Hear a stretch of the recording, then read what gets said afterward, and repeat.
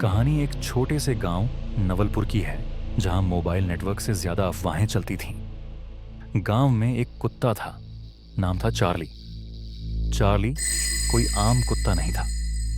एक आंख गायब, पूंछ आधी जली हुई और शरीर ऐसा जैसे बरसों से बीमारी झेल रहा हो। उसे देखकर बच्चे रो पड़ते थे और बड़े लोग नजरें फेर लेते थे।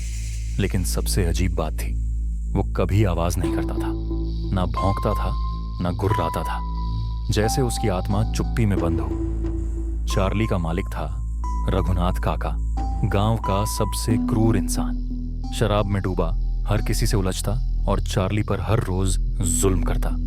उसे लोहे की जंजीर से खींचता, भूखा रखता और कई बार बुरी तरह मारता।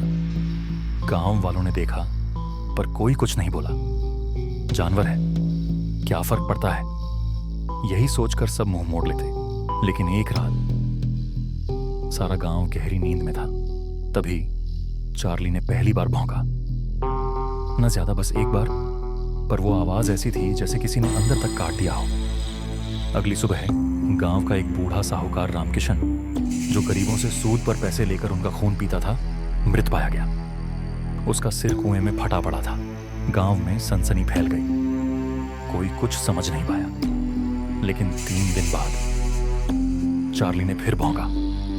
इस बार शिकार बना श्रीवास्तव मास्टर, जो स्कूल में बच्चों को पीटने और लड़कियों को घूरने के लिए कुख्यात था।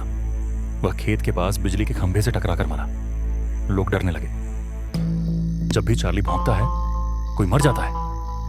यह बात आग की तरह फैल गई। कुछ लोग बोले कुत्ता श्रापित है, कुछ बोले ये कोई आत्मा है उस कुत्ते के अंदर। और फिर एक रात गांव में वो चीख गूंजी, चार्ली की चीख।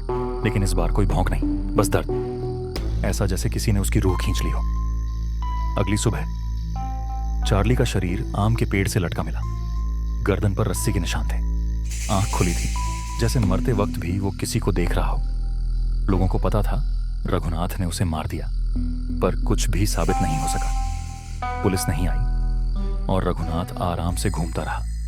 बस 7 दिन बाद रघुनाथ रेलवे ट्रैक पर कटा हुआ मिला।